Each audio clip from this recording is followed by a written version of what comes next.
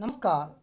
आज हम लोग कक्षा 9 इतिहास की दुनिया पाठ का अध्ययन करेंगे। यहाँ पर विषय सूची है जिसमें 8 पाठ है, जिसमें से हम लोग पहली पाठ का, जिसका नाम है भौगोलिक खोज, उस पाठ का अध्ययन करेंगे। भौगोलिक खोज, आखिर भौगोलिक खोज होता क्या है? तो भूगोल में या इतिहास में जो हम लोग खोज किए और मानव इतिहास में जो खोज की गई है, उसी को इस पाठ में शामिल किया गया है। तो इससे पहले हम कुछ तथ्यों को भी जान लें।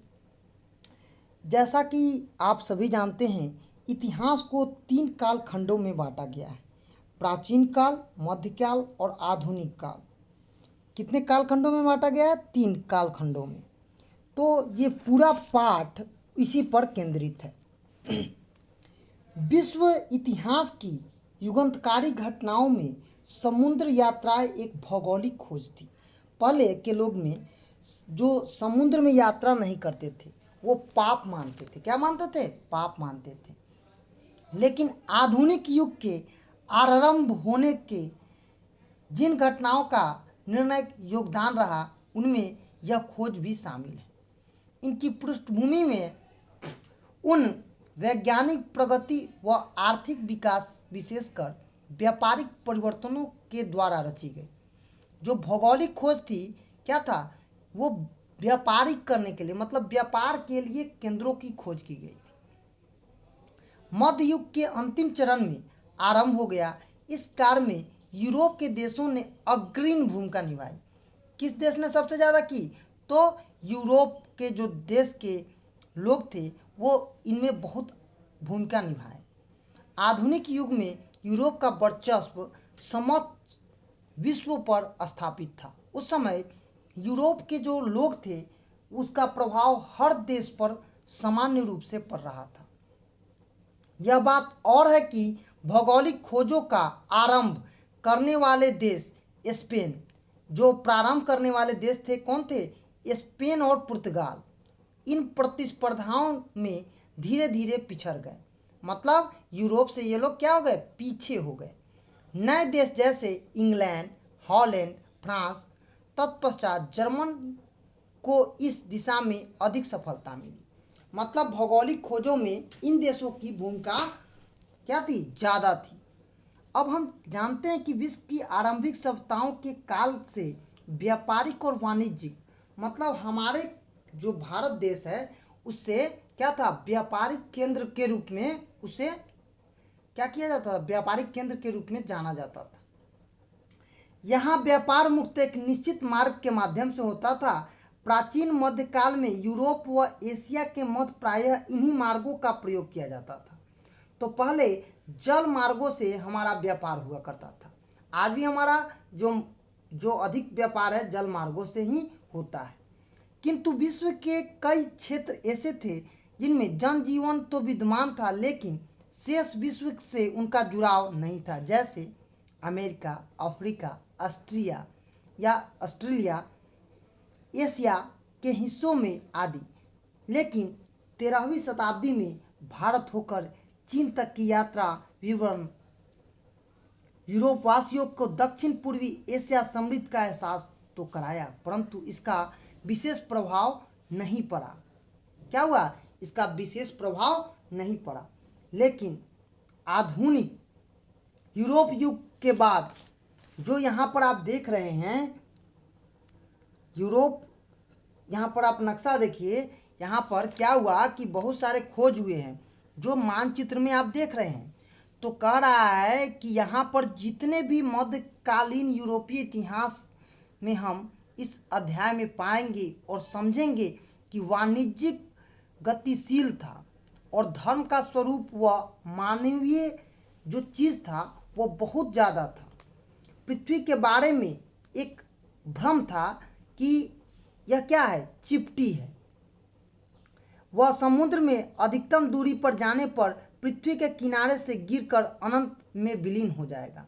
उस समय की यह भ्रांति थी, जो हम लोग इस चीज़ को नहीं जानते थे। ठीक है। समुद्र यात्रा अधिक कष्टदायक था और असाध्य होता था, लेकिन जहाज छोटे और असुरक्षित थे तथा गतिशील जो जहाज था, इसी मार्ग से क्या किया जाता था, व्यापार किया जाता था। ठीक है, और व्यापार जो होता था वो समुद्री मार्ग से होता था। तो उसी समय समुद्री यात्रा अत्यधिक कष्टपूर्ण होती थी, क्योंकि लोगों को पता था कि क्या है, पृथ्वी चपटी है और हम क्या करेंगे, सागर में डूब जाएंगे। लेकिन कंपास और कुतुब नुमा जैसे दृश्य सूचक यंत्र का ज्ञान अभी नहीं हुआ था, अतः दिग्भ्रमित होकर समुद्र में भटक जाने के भय से बना रहता था और समुद्री यात्रियों के लिए राज्य की ओर से किसी भी प्रकार की सहायता नहीं दी जाती थी उस समय।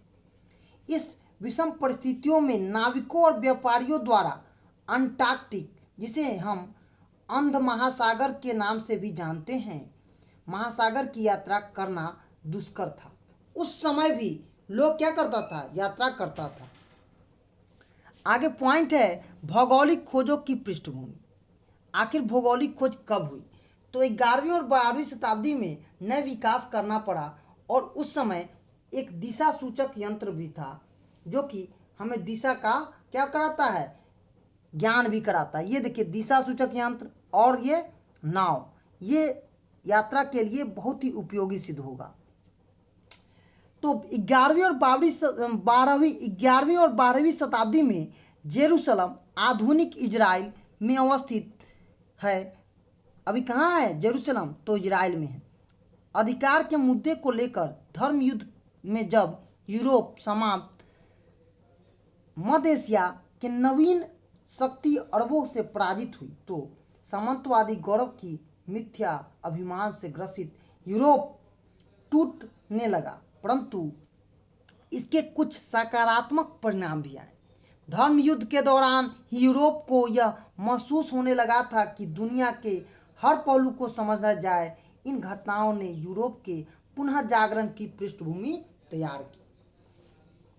मध्य युग में अरबों के पश्चात तुर्कों ने विशाल अंतर्राष्ट्रीय साम्राज्यों का निर्माण किया।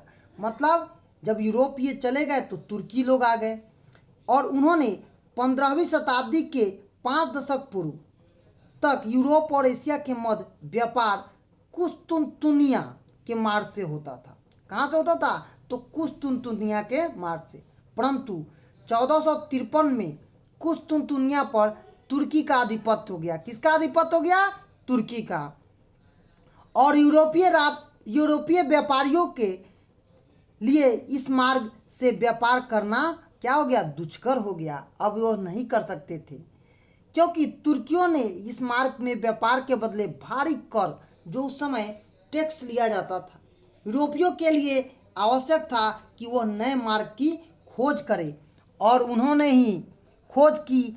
आगे इसमें अभियानों में आप मानचित्र में काफ़ी सुधार किया और एस्ट्रोबोलो अक्षांश जानने का एक उपकरण था, महत्वपूर्ण हुआ और पुर्तगालियों ने एक नई किस्म के हल्की और तेज चाल में चलने वाले जहाज कैरवाल बनाया। किसने बनाया? तो पुर्तगालियों ने बनाया। इस नए उपकरणों व साहस के बल पर यूरोप के नाविक, जो उस समय सबसे अच्छे नाविक थे, अंटार्कटिक और भूमध्य सागर में अपने जहाज उतारे।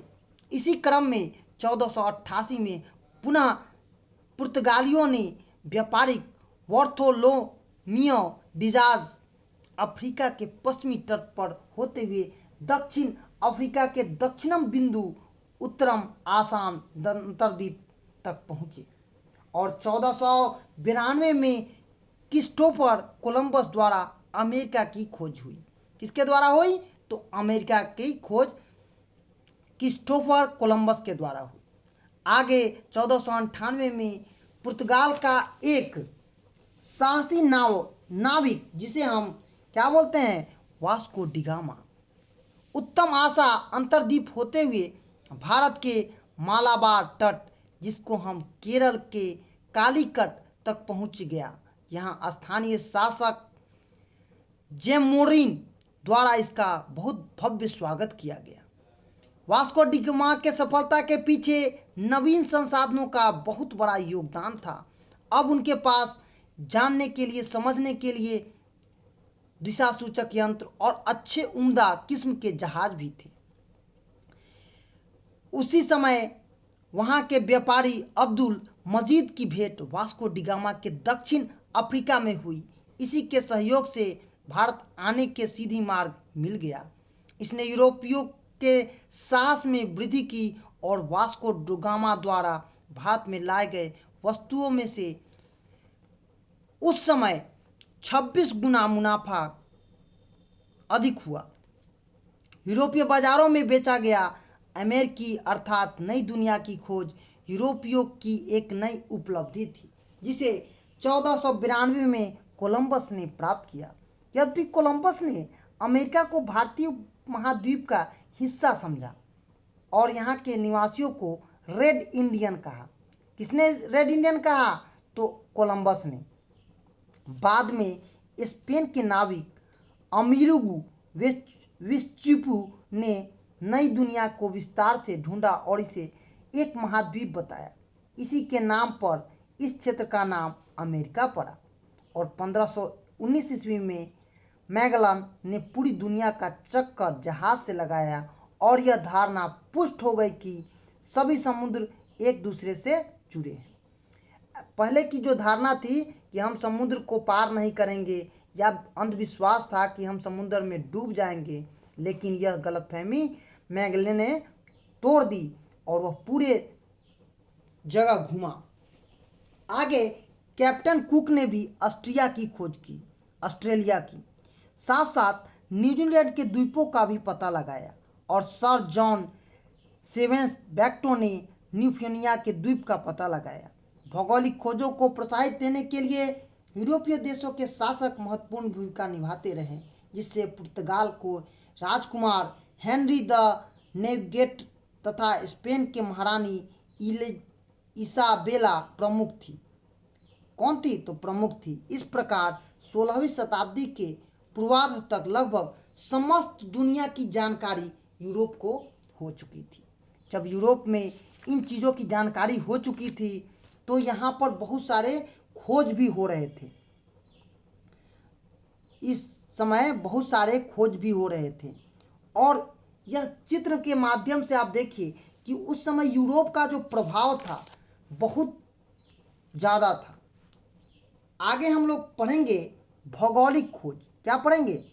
भौगोलिक खोज।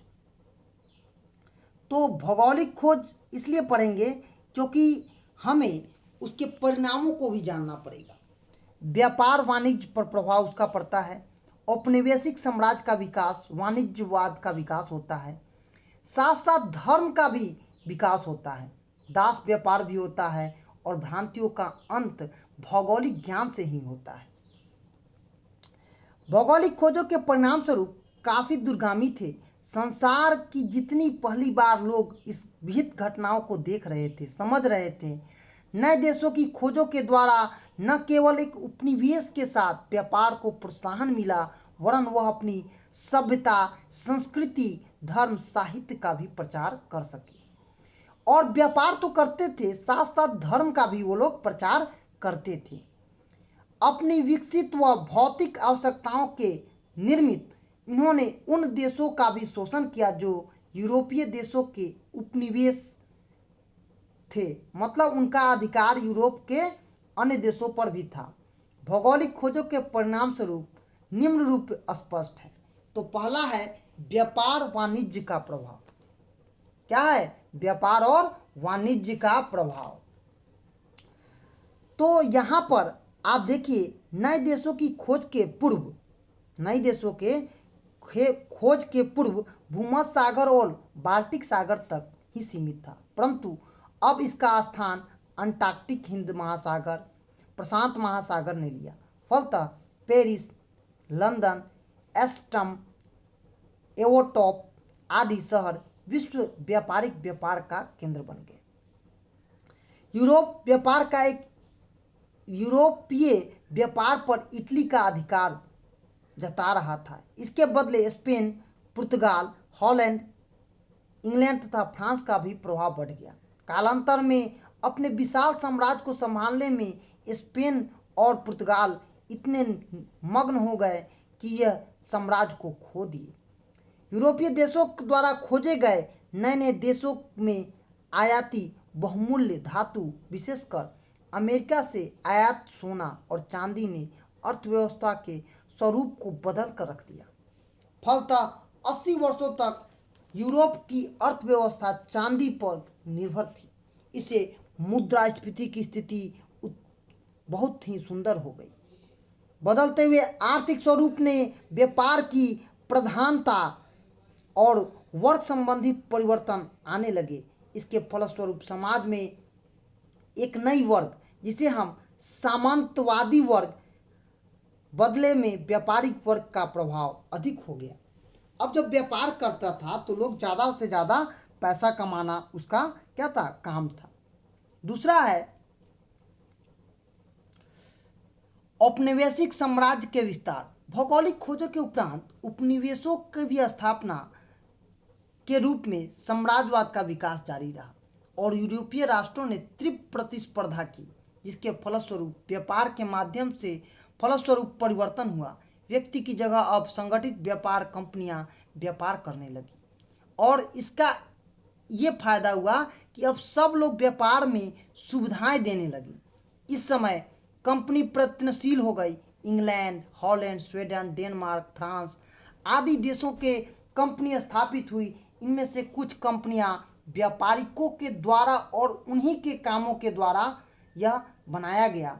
राज द्वारा आगे अमेरिका, अफ्रीका, ऑस्ट्रेलिया, अन्य द्वीप महाद्वीप उपनिवेशक बस्तियां बसाई।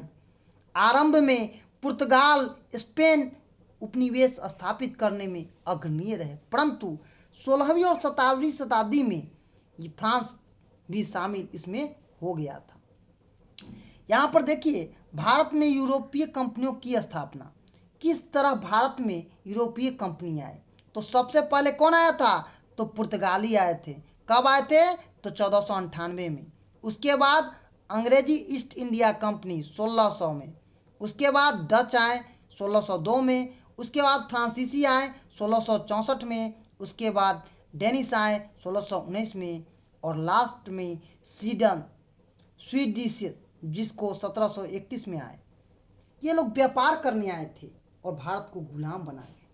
तीसरा है वाणिज्यवाद का विकास। आखिर ये वाणिज्यवाद क्या है, तो नए देशों की खोज और व्यापार के वैश्विक विस्तार के फलस्वरूप आधुनिक पूंजीवाद का जन्म हुआ। मतलब इतना पैसा हो चुका था व्यापार से कि लोग आधुनिकता के युग में जा रहा था।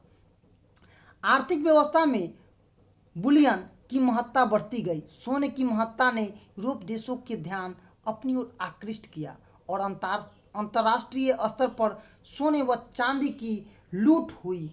साथ साथ इसका भंडारण भी किया जाने लगा।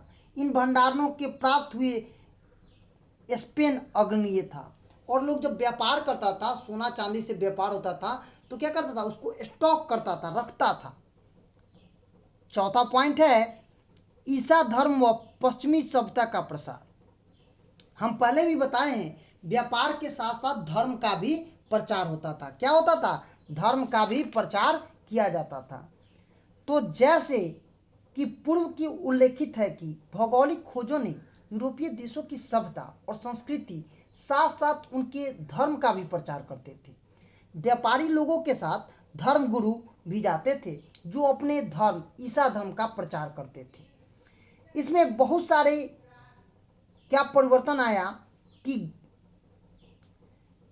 परंतु इसका जो परिवर्तन आया वो देखने लायक था। ईसा धर्म प्रचारक अफ्रीका, एशिया, अमेरिका के दुर्गम स्थानों में जाकर अपने धर्म को प्रचार किया, परंतु इसका नकारात्मक प्रभाव भी पड़ा।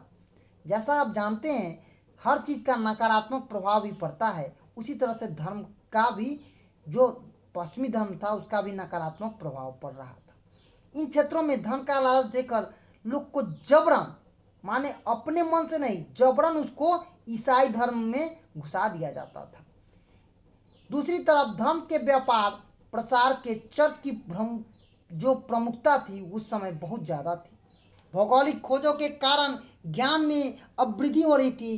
तत्कालीन धर्म के विषय में कोई प्रश्न नहीं खड़ा कर सकता था। धर्म को ही तत्कालीन कसौटी पर कसा जाता था, जिसे धर्म सुधार आंदोलन की एक पृष्ठभूमि बनाई गई। और पांचवा था दास व्यापार। हमारे यहाँ दास व्यापार बहुत पुरानी व्यापार है, जो कि लोगों को क्या करता था, दास के रूप में बेच दिया जाता था। भौगोलिक खोजों के फलस्वरूप विकसित व्यापार वाणिज्य मानव श्रम के महत्ता के दास व्यापार को प्रोत्साहन किया और नए अधिवेशन और नई खोजें प्रारंभ हो गई। इसमें अमेरिका, अफ्रीका, ऑस्ट्रेलिया मूल निवासी को पकड़कर उन्हें यूरोप के बाजारों में बेचा जाता था, जिससे क्या होता था, लोगों को पैसा मिलता था। किंतु 16वीं शताब्दी के अंत में इससे बाकायदा व्यापार का एक रूप धारण कर लिया। इन गुलामों से जंगल को काटने, खेती कराने, सड़क बनाने, जहाज में ईंधन फेंकने आदि कठिन से कठिन कार्य कराया जाता था। इसे मानव बर्बरता भी कहा गया है। और गुलाम की तरह जो उसका मालिक कहेगा वही वो दास करेगा। लोगों द्वारा अविकसित, भोलेपन और कमजोर लोगों का शोषण किया जाता था। इसे हम क्या बोलते हैं, दास प्रथा के रूप में जानते हैं। छठा पॉइंट है भ्रांतियों का अंत और भौगोलिक ज्ञान की वृद्धि। जैसा कि आप जानते हैं कि हमारे यहाँ कानों से सुनी हुई बातों को लोग ज़्यादा मानते हैं, तो भौगोलिक खोजों के भौगोलिक ज्ञान के संदर्भ में बहुत भ्रांतियाँ थी। उस समय सुधार करना बहुत जरूरी था। कालांतर में यूरोप में धर्म सुधार आंदोलन के कारण एक गोलार्ध के आविष्कार से यूरोप की क्षुद्रता और दुनिया की महत्ता अद्भुत जानकारी मनुष्य के नए नए आविष्कार के रास्ते में पड़ा, जिसका संदेश स्पेन सीख के सामने आए और स्पष्ट किया। बढ़ी हुई सामुद्रिक गतिविधियों के द्वारा जो समुद्र यात्री थे उनके द्वारा उपकरण, नक्शे, कंपास, नक्षत्र प्रणाली आदि विकसित हो चुकी थी। अब ज्ञान, विज्ञान, प्रौद्योगिकी और बहुत चीज़ों की आविष्कार हो चुका था। वैज्ञानिक वर्ग का जन्म हुआ था। कालांतर में इसे वर्ग को पुनः जागरण के महत्व के रूप में भी जाना जाता है। सातवां और अंतिम पॉइंट है अनुपरिणाम। भौगोलिक खोजों ने विभिन्न प्रकार के नवीन फसलों का अंतर महाद्वीप आदान प्रदान, जैसे यूरोप में कहवा, यूरोप कहाँ की देन है, तो कहवा, चाय, गन्ना, मक्का, आलू, तंबाकू, नील आदि नवीन वस्तुओं का प्रवेश हुआ। इससे पहले हमारे देश में ये सब चीज़ें नहीं थी, लेकिन यूरोप के नागरिक यहाँ लेकर आए। यूरोप के मध्यम में चाय, कॉफ़ी, तंबाकू, आलू जैसे भारत जैसे देशों में आगमन हुआ। भारतीय फसल कौन कौन थे, आम, गन्ना आदि क्षेत्रों में पाए जाते थे। इस प्रकार कहा जा सकता है कि भौगोलिक खोज का ही परिणाम है कि आज हम लोग चाय पीते हैं, मक्का खाते हैं, आलू, तंबाकू, नील आदि को जान चुके हैं। इस प्रकार हम कह सकते हैं कि भौगोलिक खोजों ने विश्व के एक मानचित्र में उन विचारों को भी परिवर्तित किया और वैज्ञानिक विचारों और मान्यताओं को, धर्म के विश्वास को टूटने नहीं दिया। दूसरी तरफ नए क्षेत्रों में नए नए अनुसंधान और नवीन प्रयोग खोजा गया। इस तरह पूंजीवाद, वाणिज्य और साम्राज्यवाद का विकास हुआ। इसे दुनिया का हम यूरोपीकरण भी कहते हैं। तो यहाँ पर यूरोप, विशेषकर इटली के नए नगरों का उद्भव हुआ। भूमध्य सागर के महत्व की वृद्धि हुई। साथ पूंजीवाद, वाणिज्यवाद और साम्राज्यवाद का भी विकास हुआ। साथ साथ नौसेना का भी विकास किया गया। तो यह जो पूरा पाठ है, यह भौगोलिक खोजों पर और यूरोप के प्रभाव, साथ साथ इसका प्रयोग किया गया है। तो आज हम इस पूरे पाठ का अध्ययन आपके लिए न्यू एजुकेशन पॉइंट के तरफ से लाए हैं, जो आप पूरे 9th के बच्चों के लिए बहुत ही उपयोगी होगा। तो धन्यवाद। जय हिंद, जय भारत।